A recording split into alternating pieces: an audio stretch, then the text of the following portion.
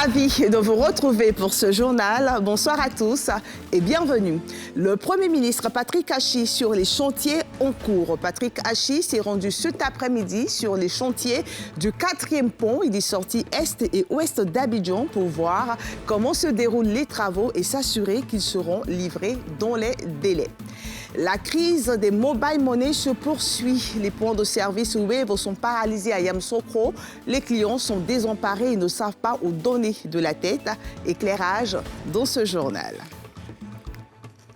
On ouvre ce journal avec une visite de chantier. Patrick Achi, le Premier ministre, et Amédée Kouakou, le ministre de l'Équipement et de l'Entretien routier, ont visité les chantiers du 4e pont et des sorties est et ouest, 2 axes principaux pour la fluidité routière. Le Premier ministre a constaté le ralentissement des travaux en raison de plusieurs facteurs endogènes et exogènes. Il a invité les opérateurs à accélérer les travaux, surtout que la Côte d'Ivoire se prépare à recevoir la CAN 2023. Les explications de Nadia Ija et Darouna Zeba. C'est par la sortie est d'Abidjan, route allant de Yopougon jusqu'à Ebimpe et Abangourou, en passant par Ndotré, qu'a démarré la visite de chantier du Premier ministre Patrick Achi, accompagné du ministre de l'Équipement et de l'Entretien routier Amédée Kouakou et de membres du gouvernement. Il y a constaté l'état d'avancement des travaux de dédoublement, en 3 fois 2 voies, de cette route devenue exiguë pour le flux de véhicules qu'elle reçoit. Un exercice renouvelé à la sortie ouest, route de Dabou, en passant par la GESCO. Comme vous le savez, en ce qui concerne la sortie est, nous souhaitons y apporter une attention toute particulière, puisque c'est celle qui va permettre d'accéder au stade d'Ebimpe lors de la CAN 2023 et de permettre d'accéder aisément, d'une part, à la voie qui mène sur Abengourou ou Bondoukou, la voie de l'Est, et également, bien sûr, celle qui mène à Dabou, mais plus particulièrement qui va se prolonger sur la côtière qui actuellement est en construction et qui va nous mener jusqu'à San Pedro, pour lequel également vous savez qu'il y a un stade qui sera utilisé lors de la CAN. Après ces 2 chantiers, le 4e pont a été la prochaine escale de cette tournée, effectuée en partie sous la pluie. Sur le terrain, Patrick Achi a exhorté à accélérer les travaux, en dépit des défis. Comme beaucoup de travaux qui étaient en cours qui ont commencé depuis 2018-2019, nous avons souffert de la période Covid qui nous a fait perdre plus de 15 à 18 mois quelquefois. Donc ça a décalé l'achèvement de ces travaux. Les travaux que nous avons vus sont bien avancés. Nous sommes confiants qu'ils s'achèveront dans les délais.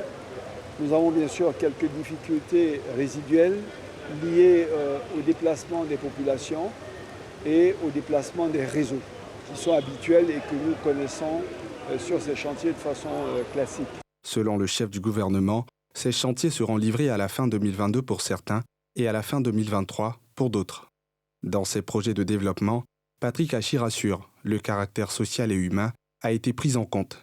Les personnes impactées bénéficient d'indemnisations à des montants variables, selon qu'elles soient locataires ou propriétaires des bâtisses. L'Organisation des Premières Dames d'Afrique pour le développement a organisé sa 26e Assemblée générale extraordinaire à Brazzaville, au Congo. La Première Dame de Côte d'Ivoire, Dominique Ouattara, qui a pris part, a profité de l'occasion pour expliquer ses actions pour la cause humanitaire. Nadia Ija.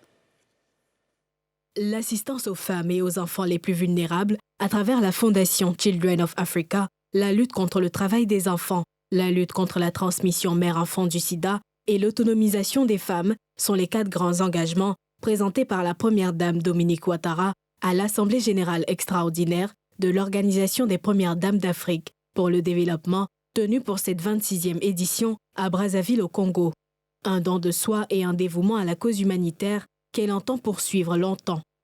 Nos échanges de ce jour nous donnent l'occasion de partager nos expériences sur les bonnes pratiques et d'apprécier les actions menées par chacune d'entre nous en faveur des plus vulnérables.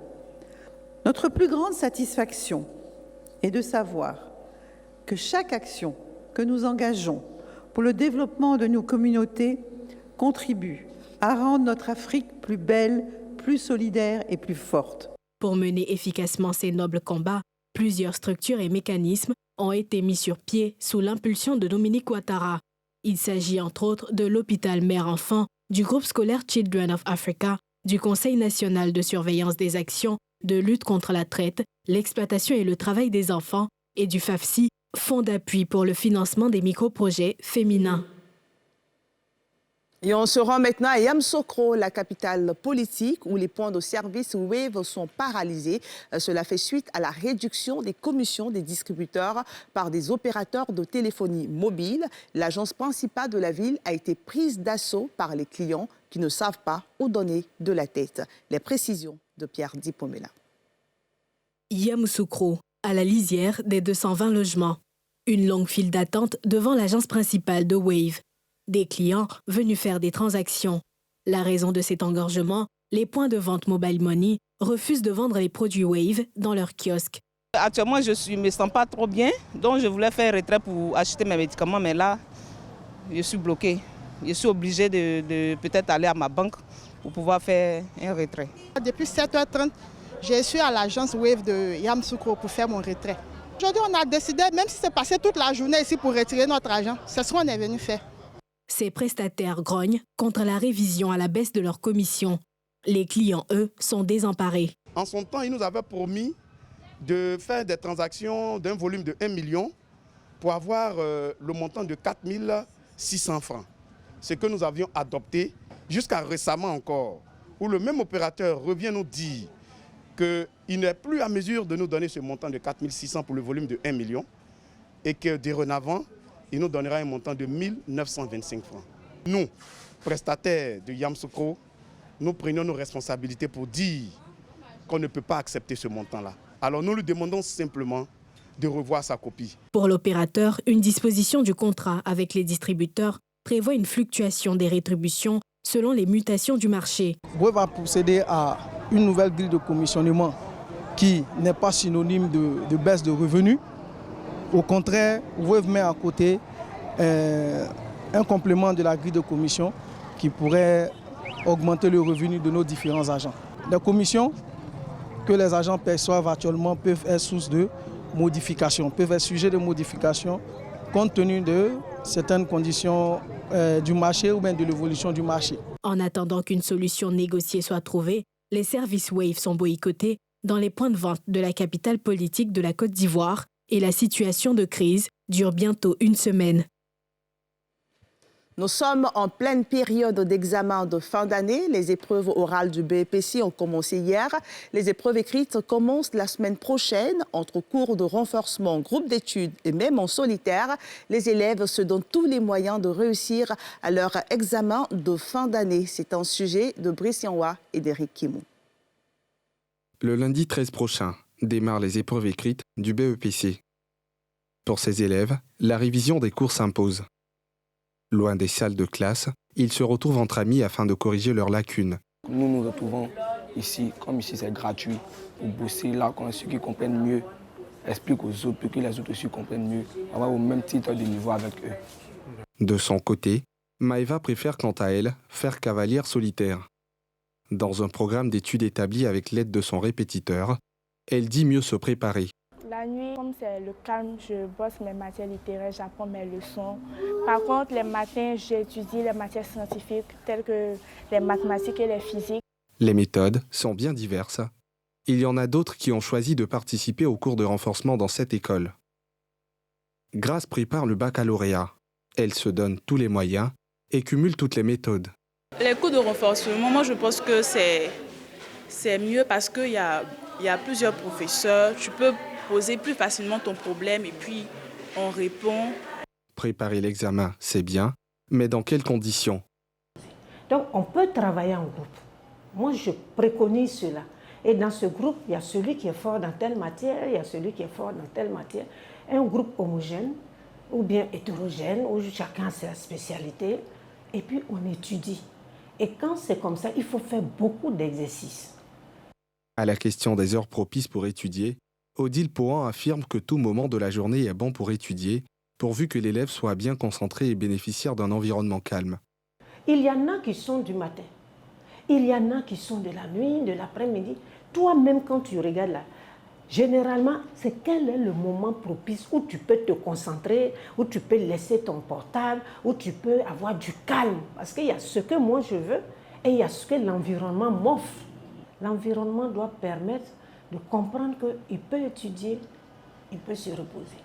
Démarrés le 1er mars par les épreuves physiques des élèves du CM2, les examens de fin d'année se poursuivront jusqu'au 8 juillet avec les épreuves écrites du baccalauréat. En politique, la création par le PPACI d'une tribune de communication et d'échange avec la presse. Le parti de Laurent Gbagbo veut mieux expliquer sa vision aux hommes des médias, mais aussi aux populations. Lors du lancement de cette tribune, le porte-parole du PPACI s'est prononcé sur l'actualité sociopolitique de la Côte d'Ivoire. Le reportage de Mardoché Kwasi et de Mathieu Rambadé. La tribune du PPACI est une rencontre de communication et d'échange avec la presse nationale et internationale qui se tiendra tous les 15 jours. C'est le canal officiel par lequel le peuple, à travers les médias, connaîtra la position officielle du parti sur différents sujets qui, selon les initiateurs, alimentent l'actualité sociopolitique de la Côte d'Ivoire. Nos militants ont besoin d'être formés. Ils sont partout. Parfois, ils sont perturbés parce qu'ils n'ont pas toujours l'information juste, la bonne information. Donc cet espace se veut également un espace de communication, de formation, pour tenir en alerte nos militants. Et pour ce premier rendez-vous, le parti de l'ex-président Laurent Gbagbo, par la voix de son porte-parole Justin Katignan-Koné, n'a pas manqué de se prononcer sur les questions de la cherté de la vie, notamment la hausse du prix du carburant, le phénomène du trafic de drogue et les résolutions du dialogue politique. Concernant la cherté de la vie, notamment l'augmentation à un rythme effréné du prix du carburant. En moins de 2 mois, le gouvernement ivoirien a procédé à 2 augmentations qui se cumulent pratiquement à 100 francs le litre de carburant en moyenne. Nous pensons au plus profond qu'il y a un problème de mal-gouvernance qu'il faut corriger. En situation de crise, le gouvernement, le premier à faire des sacrifices, c'est le gouvernement. Mais pour le moment, nous ne voyons pas du tout de sacrifice au niveau du gouvernement. En moins d'1 an, en février 2021, on a saisi 1,5 tonne de cocaïne pour 25 milliards de francs CFA. C'est un drame pour notre pays. Nous devons faire un sursaut national. Au niveau du dialogue politique, on a eu quand même quelques avancées, même s'ils sont pour nous maigres, on a eu quelques avancées. Mais même les maigres résultats qu'on a réussis là, pour lesquels nous sommes tombés d'accord, le gouvernement a du mal à les appliquer. Le PPACI est un parti politique ivoirien, fondé en 2021 dans le sillage du retour en Côte d'Ivoire de l'ancien président Laurent Gbagbo. Ce parti défend des idées socialistes, panafricanistes et souverainistes.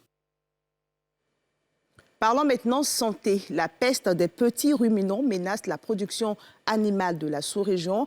5 pays de la CEDEAO ont donc décidé d'unir leurs forces contre cette maladie virale des caprins et des ovins. Ils ont conjointement donné le top départ de la campagne de vaccination de masse. Près de 5 millions de doses de vaccins ont été mobilisées pour cette opération qui a pour mission d'éradiquer la PPR à l'horizon 2030. Les explications de Thiemé Dangé et de Fulgence Kissiedou. À Boisseau, chef-lieu de région du Sud Comoé. Ambiance bon enfant à la salle des fêtes. Y sont réunis acteurs et sous-secteurs des petits ruminants. À leur côté, les ministres de tutelle de 5 pays de la sous-région, retenus dans le cadre de la consolidation et d'extension du projet d'appui de la CEDEAO pour la riposte à cette épidémie animale qui touche principalement les moutons et les chèvres. La contribution de l'élevage au PIB agricole régional est de près de 44%. Dans certains pays, elle atteint 65%, les pays sahéliens par exemple, avec une moyenne de plus de 60 millions de têtes de bétail, 400 millions de volailles et 160 millions de petits ruminants. Ce patrimoine est cependant menacé depuis 1942 avec l'apparition de la peste des petits ruminants, PPR, et sa propagation rapide, mettant en péril des centaines de millions de petits ruminants.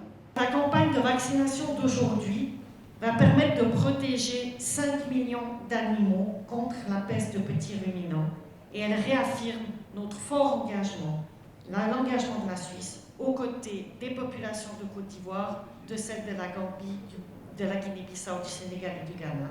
Place maintenant à l'étape pratique, la vaccination des petits ruminants. Le ministre ivoirien et ses collègues des autres pays hôtes se prêtent à l'exercice. À terme, ils réitèrent l'engagement de leurs États à mener la campagne à bon port.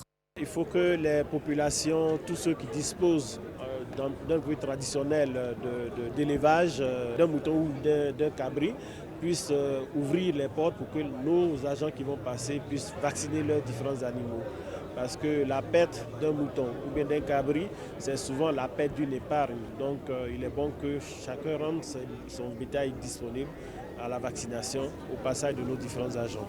Notons que le projet cible 5 millions de petits ruminants à immuniser avec pour ambition éradiquer totalement la PPR à l'horizon 2030. Vous le savez, le transport aérien est un secteur qui a été fortement impacté par la Covid-19. L'Afrique réfléchit en ce moment aux moyens de relancer son transport aérien. Un conclave se tient à Abidjan à ce sujet. Plusieurs recommandations ont été faites pour permettre au secteur de rebondir. Salif Kalekwe, Karine Kassi.